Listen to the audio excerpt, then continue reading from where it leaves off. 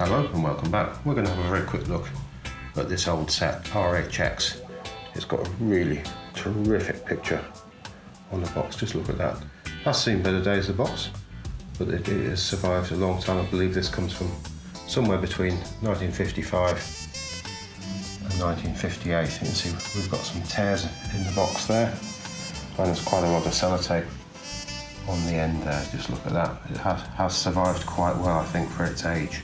I'm not going to lift the box up in the air and look around underneath it. It is brown cardboard, but just look at that. We do have a price scribbled there on the paper label. I think that's terrific. We'll just have a look around there. As I said, the box is quite fragile, but we will take the lid off in a second. And we can see here as well that somebody has been drawing on it, and that's a running theme throughout this set. Again, plenty of sellotape there, and we can see the old original staples holding the box together there. So I think it's done rather well given its age. So we'll just take off the lid. It really is a terrific image, that, isn't it?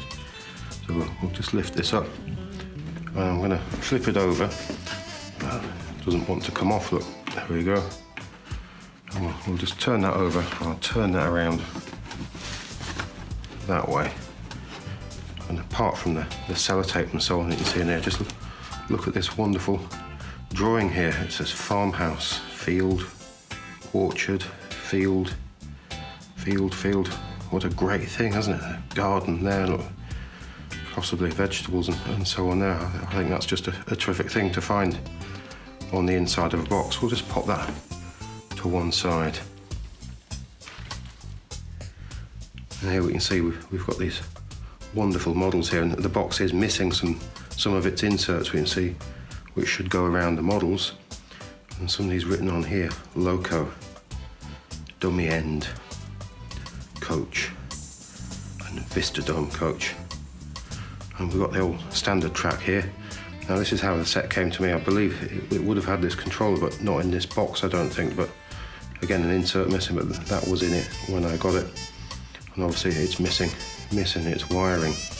I believe in 1958 this set was also offered with the red-ended, when they turned this model R55 into a red-ended diesel instead of just the plain silver as we have it here today. So I'll just lift that one out. This is the Loco, and these are very old. These are replacement decals on the end there, so they're just cut out and stuck on. They're very fragile when you find these.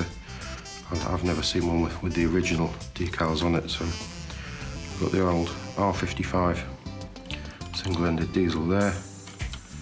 So we'll just have a look at the dummy. And we've got basically the same body shell, but with no motor bogie in it. So great looking things. We'll have a closer look at these a little later on. So this one does have its original decals, but most of them, some of them have rubbed away almost completely there, and it's got a lens in the light housing there. Some of those I think I've replaced. I'm not sure whether that's one I've replaced or not. We'll have a closer look a little later. We'll just pop that back down. And again, here we've got the old Vistadome Coach, metal bogies. Again, it's got the old Mark II couplings. We'll just pop that down. We've got the Standerd Coach. Again, really nice looking things, very basic. Metal bogies, tiny wheels. I've had to put spacers in here so they don't keep jumping off the rails. And then we've got Standerd track here, so we've got 6 of these large curves. And then we've got the power rail stroke uncoupling ramp there. This rail seems to have a TV suppressor in it as well as this one, so I'm not sure how original these items are in this set. And then we've got another 4 other Standerd straights there. As I say, I'm not sure how original all these items are in the boxes as it came to me, but I believe there should have been an RT42 speed controller in the set, but I imagine it would have had one of those nice card inserts a bit like round the track here. Now, there is quite a nice price written on here on the end of the box, and sort of a code number there as well. So we'll just pop this out of the box and have a swift look at it. There we go. It's a fairly hefty thing. So you would have still needed to supply the power with another unit, but this would have controlled the current and controlled your train to the track. So presumably this would be the inlet, power would come in here, and then the controlled current would come out there to your track. So you just control the speed like that. Reset button in case of short circuits. It's a very nice metal sheet on the bottom with these drilled holes for ventilation in there. I think that's quite nice. There's rubber feet there as well. Quite a nice thing. All in plastic with Triang's name right there, and made in England. So I've got it all laid out on the floor now. We're taking the old power from the back end of the P5 here, from the uncontrolled socket, through here, onto the front end of the Triang speed controller, and then into the old power stroke uncoupling rail there. I was a couple of pieces of track short when I put it all down, so I just got a couple of extra pieces I had to make it up. We do have quite a bit of shrinkage in the straight pieces. These large radius curves seem to be pretty good. So I think it's probably time we gave it a little bit of power and see how we do with it.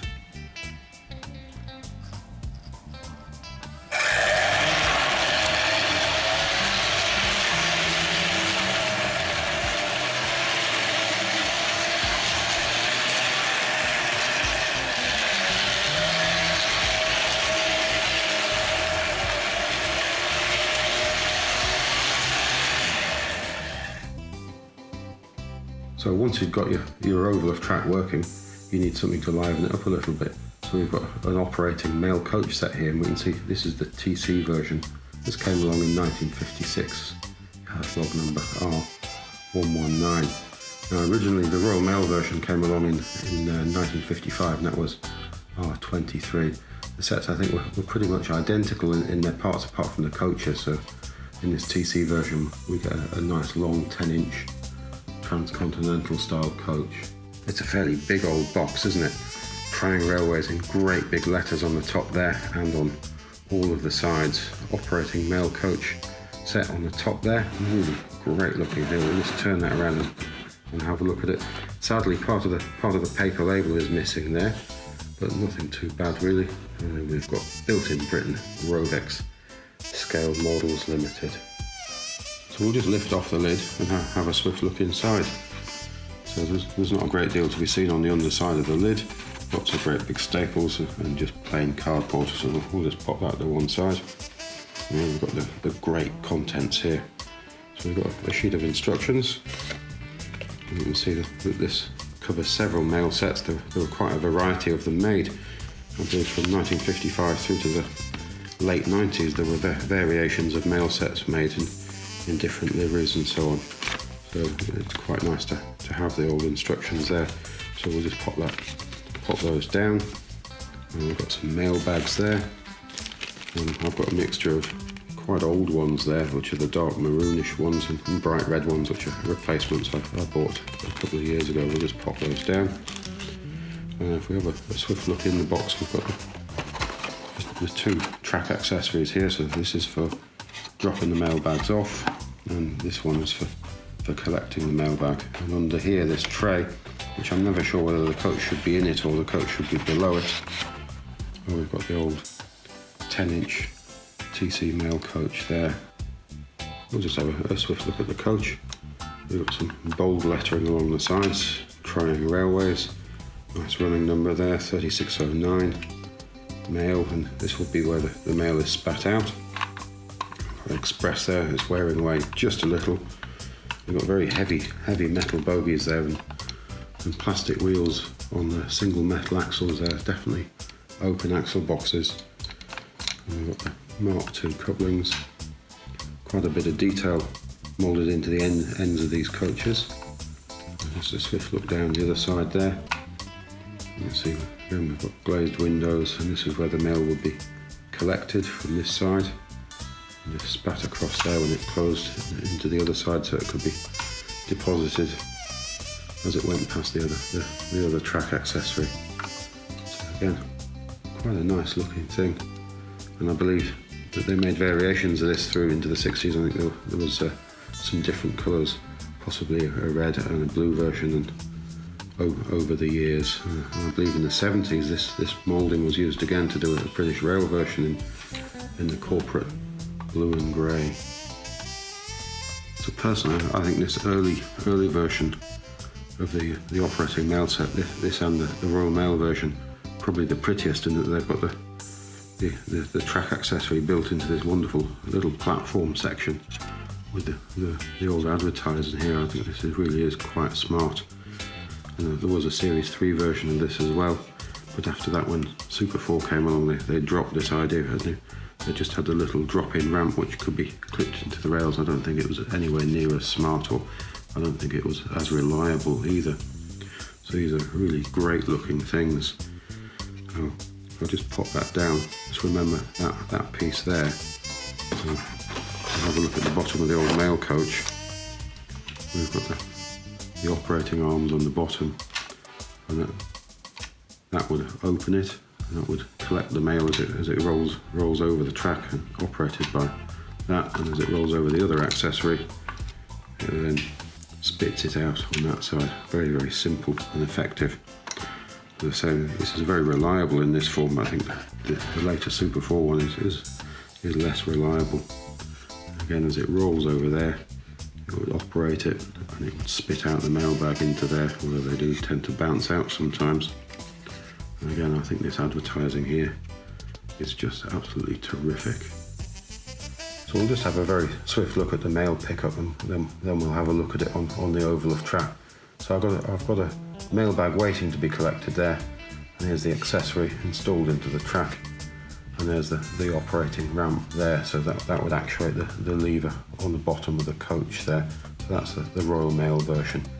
So if I pull that along, you'll just pick up the mailbag and then throw it into the coach, ready to be spat out the other side when it goes over the other operating accessory. We'll just have a swift look at this Royal Mail one. Now the TC coach, I can't take the roof off it, it's firmly glued into position.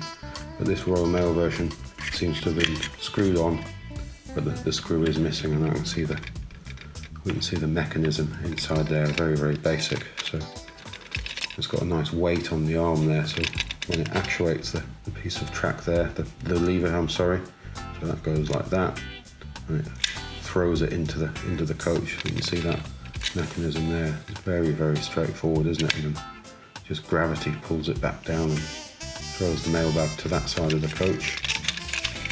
So again, when it goes over the corresponding piece of track on the other side of the oval of track there, it just throws that lever up and it spits out the mailbag there, and it self-closes again. A very, very simple mechanism. Hours of fun can be had with this.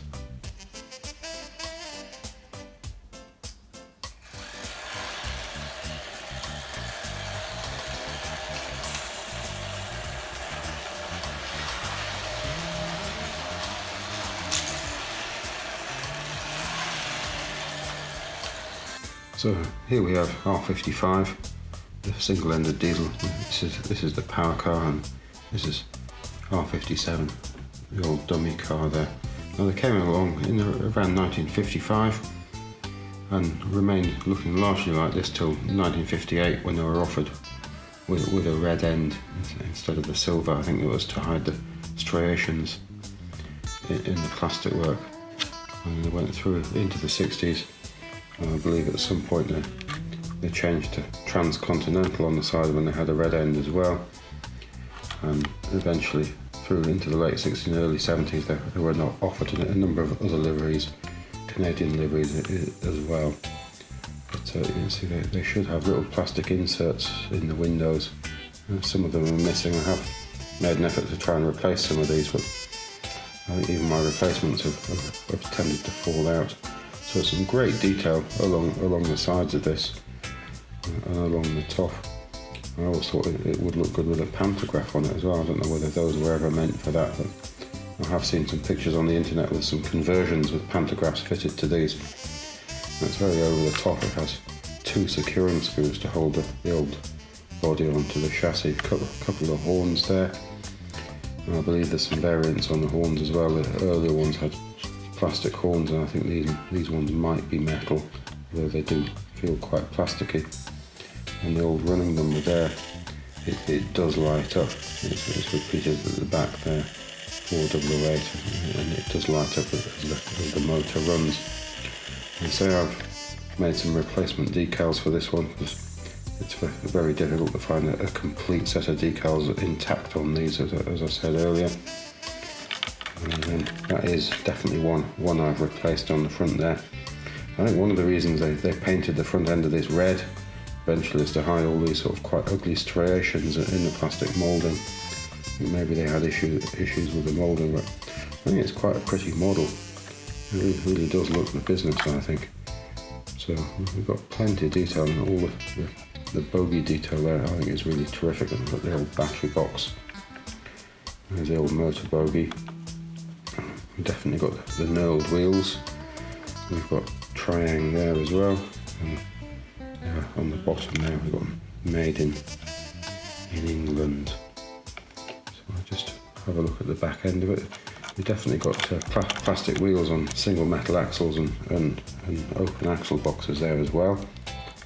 The old Mark II coupling. So great sort of steps up the back end of the model, isn't it? So I think they really are great things of their time.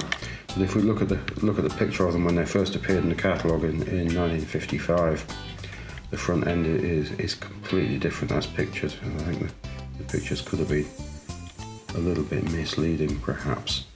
So we'll just pop that one down and we'll have a swift look at the dummy. See if we can just drop that back on the track. And there we've got the dummy. So I think that's largely the same thing. Except we've got a dummy bogie in there. And again, this one does have some of its originals left, but it flakes away. It is so delicate. So it would be nice if somebody made some proper water slide replacement transfers for those rather than just cut out ones. So they are great looking things, and they do look the business. I think they look very powerful on the layout, and they make a great sound. I've just removed both the securing screws and taken the body off so we can have a swift look inside the body shell here. Just looking in the back here, you can see those striations in the plastic. I think they really were struggling to get a smooth colour in this, but look at that. I've got Triang's name there, and R55, which is for the motor unit, the powered car, and then R57, which was for the dummy car, and made in England. So it's fairly clean. We've got 2 oil splats there that come off the motor, and this is the earlier motor bogie with the X04 motor on it. Now I have put a bit of black tape in there to try and stop the show through from the light. We do get a little bit of show through on the front of this model with the light there. And there's the tiniest crack there as well. And again, that is an original one, I think. The original plastic insert there for the lamp. Just have a look in there and see where the horns come through onto the inside of the model. And we've got the glazing unit there just bonded in. As I say, the running numbers do light up. You can see them there. So the glow from the lamp will make those light up. So again, a great piece of moulding, I think, and very, very good for its time. We'll just have a swift look at the old chassis here with the motor bogie attached to it. And it's an all metal thing. It is very heavyweight. It's quite a heavy gauge of metal there, isn't it? So we've got the old plastic bogie on the back there, just riveted into it. And the battery box there, it's just sort of plastic, and that's just sort of maybe plastic welded into it. It's quite strong. They do seem to go missing quite often though. And here we've got the old motor bogie. And as we can see, it's got the old X04 motor in there, with a set of gears on the back, driving this shaft along the bottom with the worms on, which drive these knurled wheels. And we've got the old plastic pilot on the front there with quite a bit of detail, with the old Mark II coupling. These are quite fragile. And we can see the old lighting unit just screwed directly to the chassis there, and the motor bogie is secured with this very large screw there. So you can see that's quite an assembly, isn't it? So that's the earlier version of the motor bogie. I quite like these. They're not quite as powerful as the later version. Just pop that down. I've got another one which I've removed from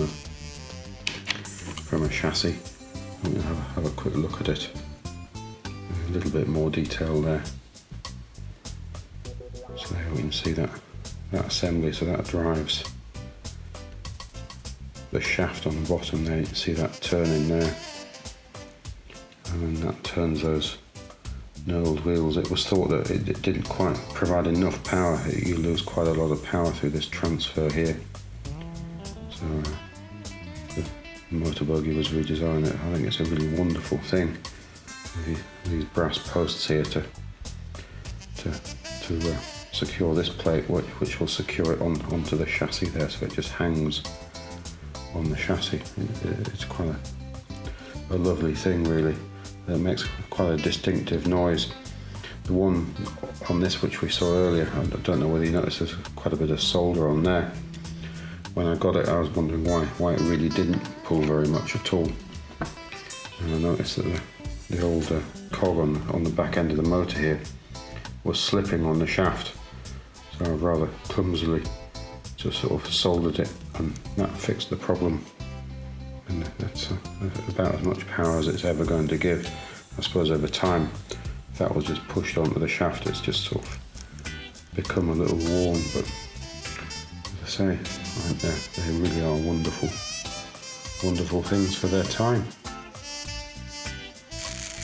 So I do have a spare motor bogie for one of these. It came from a very damaged one, but the motor's in really terrific shape.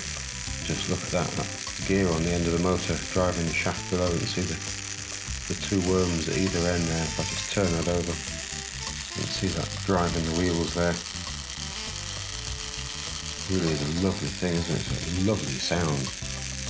It's just such a lovely thing to have, even if it isn't that effective.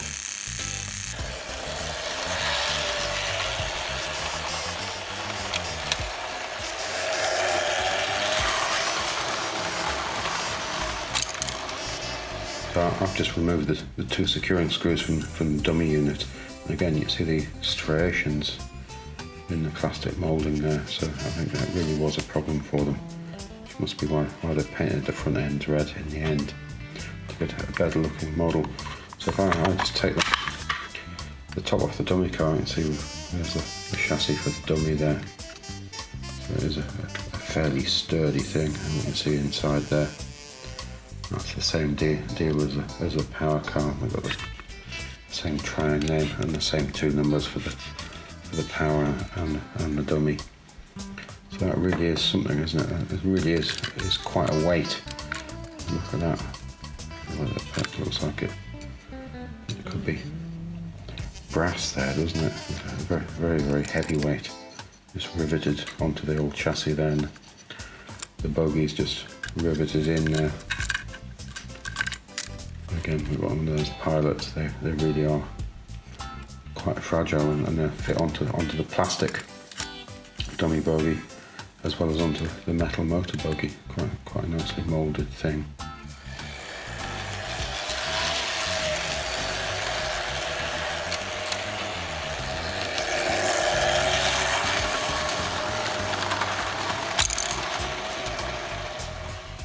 So there's the old R55 diesel, single-ended diesel there. You can see with a red end it was offered this year, so a much more reliable paintwork there as well, and the decals tend to stay on those much nicer. But this was the year that Series 3 track came along. We'll just have a quick look at this page. We can see there that we've got both types of track. We've got Standerd and Series 3. We can see the two different tracks there, but they're clearly slot together. Now the problem with Standerd track, as I mentioned earlier, is the shrinkage and the distortion. Over its life from the early 50s through to I think 1961 when it finally ceased production, the materials changed slightly. over time. Now, initially I think there was something called a cellulose acetate type of plastic used. I think there were slightly different colours used as well. There was a silvery grey and a grey over the time, but it's quite complicated. You can see it has this method of two tongues holding it together. If we pull that apart, you can see there they are very, very fragile. And I believe this to be cellulose acetate, and it has shrunk. Whilst we can get the rails to go together, we can't get a good joint there. You see that the grey base doesn't quite meet, so that's shrunk over edge, and they also don't sit flat as well. They're very distorted. They can become very, very distorted. If we just have a look at these two rails sitting here, I believe one of these rails is cellulose acetate. This one here, the slightly lighter grey one, and this one's slightly longer. The grey base is slightly longer, so I don't think this one suffered shrinkage. So I think this is a later plastic in a type of polystyrene which didn't shrink. We can just see the overall difference in length there is quite great, isn't it? So I'm not sure at what date and whether the entire track system was changed all in one go, or whether it was all changed and some remained in cellulose acetate, but it's quite difficult to find true pieces which sit flat and join nicely together. And I said, the curved pieces I have, they tend to fit, these large radius curves, they fit together really, really nicely. So I believe these must be the later plastic which doesn't shrink. They're supposed to go together like that.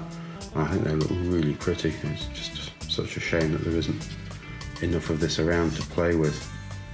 It really, really, really does look good. And it should go together like that. You can see even that one's got a damaged tongue on it. So again, it's great stuff. It's nice to have a little bit of it, but it is quite temperamental stuff.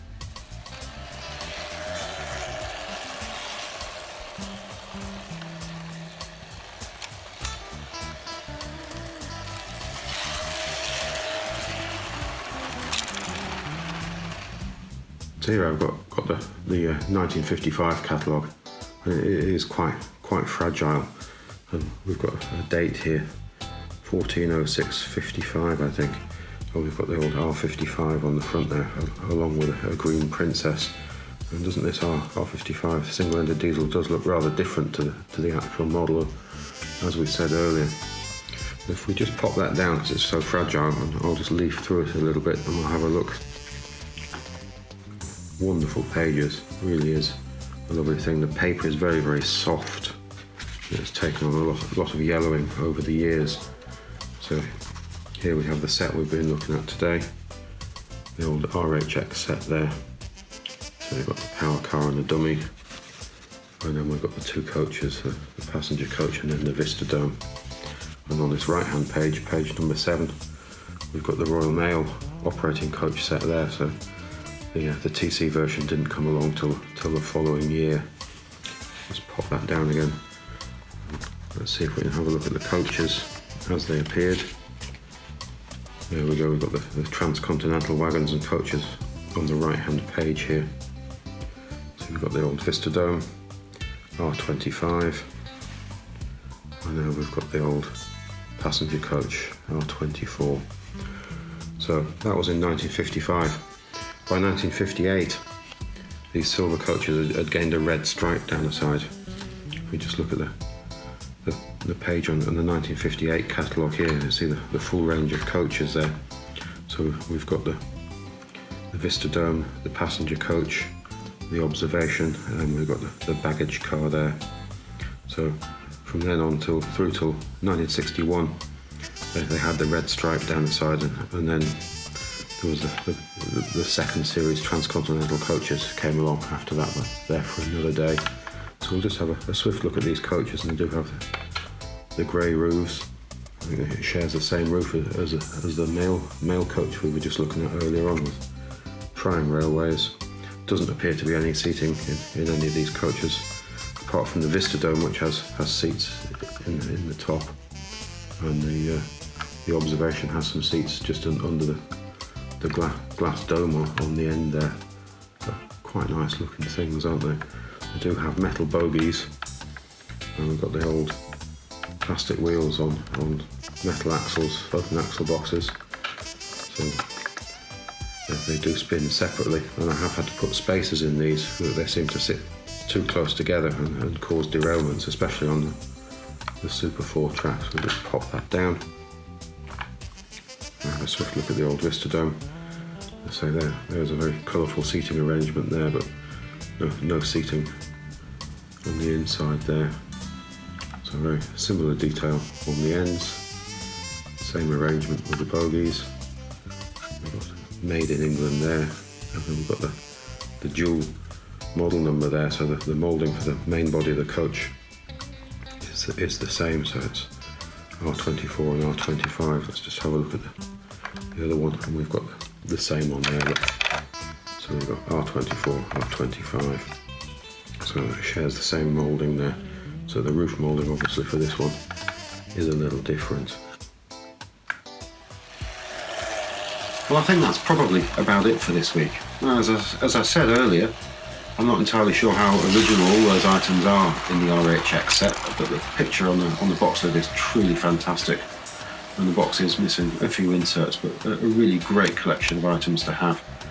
As I say, this track is a bit distorted, but the models do run on it. They are a little bit wobbly. Great fun, all the same. Thanks again for watching. Goodbye now.